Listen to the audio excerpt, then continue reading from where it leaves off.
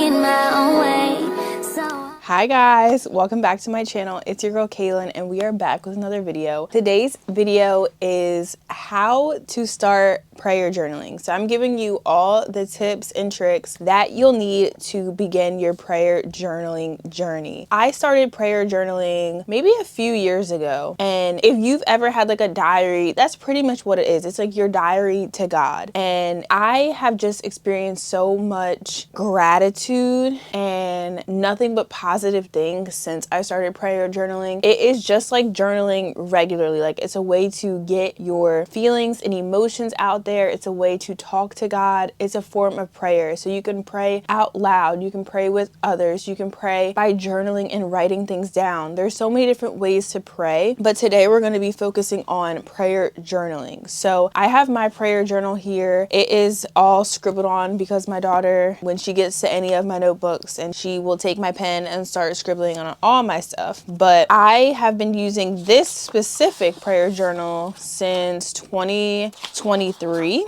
is when I started it. Now, I started it using prompts from Pinterest. Like, I would look up different prompts because I didn't know my style of prayer journaling just yet. So I did a few different things to try to figure out what it is that I liked as far as my layout in prayer journaling. And that's what we're going to discuss later on. First things first, we're going to talk about the main thing, what you will need to start your prayer journaling journey. So you're going to need any kind of notebook, any kind of journal, whatever it is. I have a few notebooks or journals to show you just so you can see like your range of possibilities is very vast. So this is mine. I write a lot, and I think that there's no set limit on how much you prayer journal. You can do a couple sentences, you can do paragraphs, but for me, I'm very lengthy in my words, especially when it comes to writing. So I needed a big notebook. So this is how big mine is, just so I can have enough room. Most of the time I fill up a whole page just because when I get to talking, but you don't have to do something so big. Here is another example. So this is when she speaks, her words are wise and she gives instructions with kindness. Proverbs 31:26. This is a notebook that I have.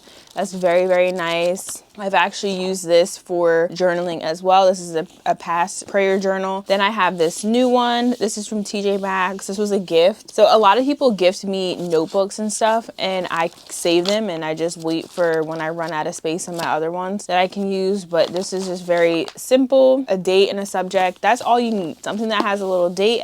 You don't even actually need it to say date. You just need a notebook, but it's nice to have ones that have a spot for you to put the date, just so you can keep track of everything. I have It Is Well with my soul. This was also a gift. I've used this for different things. His mercies are new every morning. This is so pretty, and I have not used this one yet. This was also a gift, but it's just blank pages, and it has on the top, great is thy faithfulness and Lord unto me. So I want to make sure you can see that. And then I got this. I think I got this from Target or Walmart, but this has just regular pages, and then it has a spot on the side for the date. So as you can see, just a regular basic notebook. You can have a piece of paper and put them in a binder, 3-hole punch and put it in a binder. Like, it's really up to you. You can do the little notepads. You can do whatever you want, just as long as it's something where you can grab or have handy to use each day. So you'll need a notebook, and then you'll need either a pen or a pencil, depending on what you prefer to write with. I prefer pens because I just like, I just like using pens. I have these new pens that I got and I love. They are the Mr. Pen. They're so pretty and they write so well. I believe they're 0.7 millimeter points, I believe, but you can see the point. It's such fine point, and the pens are just so aesthetic. Like, please, let's get into the pen. And I got a whole pack of like different colors. This is my favorite pen right now. I've been using this pen for everything. I've used it to write in my Bible. It does not smudge in my Bible. Highly recommend. I'll link it down below. But get you your favorite pen that your handwriting looks beautiful in. Your handwriting doesn't even have to look beautiful, but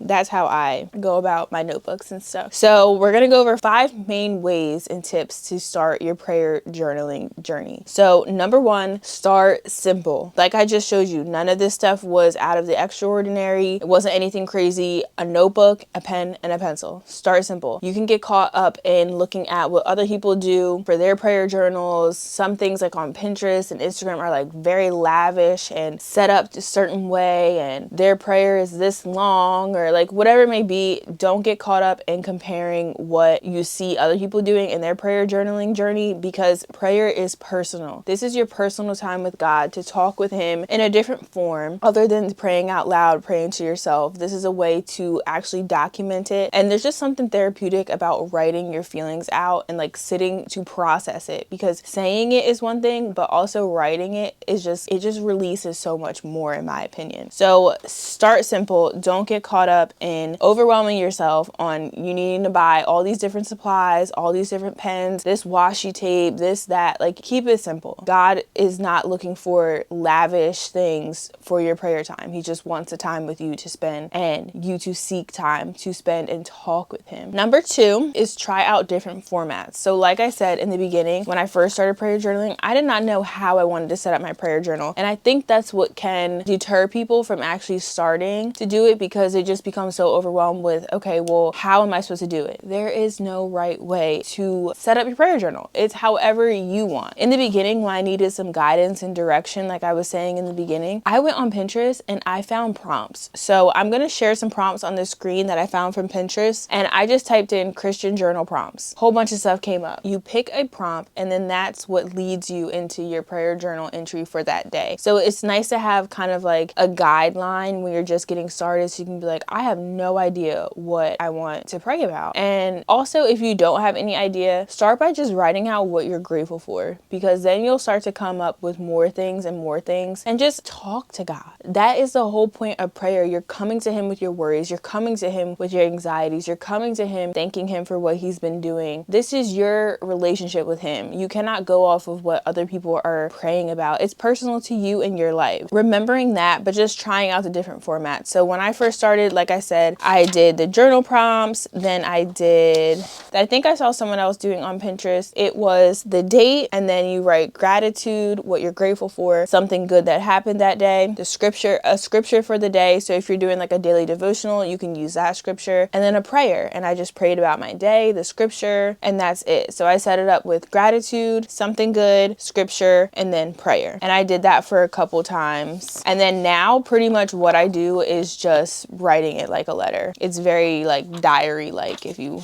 will. So one thing you can do as well is use the ACTS method, which I will have right here. ACTS stands for adoration, confession, thanksgiving, and supplication. Adoration is expressing our love, awe, and praise to God for who he is, praising God for his attributes, worshiping him through prayer, hymns, and spiritual songs. Confession is acknowledge and repent for your sins, admitting specific sins, asking God to search your heart and reveal sins. And then thanksgiving is express gratitude for all the Lord has done for you. Thank him for spiritual blessing and physical provisions. Thank him for answered prayers, wisdom, and guidance. And the last step is supplication. Humbly bring your request before God. Seek God's guidance on decisions. Ask him to meet your needs and the needs of others. So that's a good way. There's actually a lot of different prayer models, so you can search up different prayer models as well. But I think that's a good one to start out with, and it's clearly defined and pretty easy to follow. So number 3, make sure to date your prayer entries. You don't have to do this, but I think it is nice to do it because you can look back and just see how far God has brought you, how many prayers he's answered. You can see how long it took for prayers to be answered, how quick it took for prayers to be answered. You can just see like the transformation between like from a year ago and now. Like when I look at my prayer journal from this point last year, I'm in awe because it's the end of February. This time last year, I was literally praying for a child, and this year I have that child, and it's just so amazing. Like this time last year, in a couple weeks, I was just finding out that I was pregnant again. So all my journal entries from that time, I'm in awe of God. Like I'm just so thankful, and he truly hears our prayers, and if it's in his will, it will happen, but it'll happen in his timing. When I look back on it, I can see like I'm like asking for things in my timing, and it never comes in my timing, of course, but it's just so nice to see how things play out and how how I grow through the waiting, and it's just amazing. So make sure to date your entries so then you can look back and have that just to see how far you've come and how far God's brought you. Number 4 is utilize scripture. So this is another way. If you have a daily devotional, you're pretty much getting a scripture each day, or if you're using the Bible app, it gives you a scripture each day, or if you're using any of the other Christian apps, usually they have a scripture for each day. Now you can just use this scripture and turn it into a prayer. You can look up different ways on how to do it, but for example, so this Bible verse is, do not be anxious about anything, but in every situation by prayer and petition with thanksgiving present your requests to God. That is Philippians 4:6. And now you can write about, be honest with God about your concerns and lay them at his feet, trusting that he hears you. So with that verse, you can literally say, Lord, help me to not be anxious. Talk about the things that make you anxious. Talk about,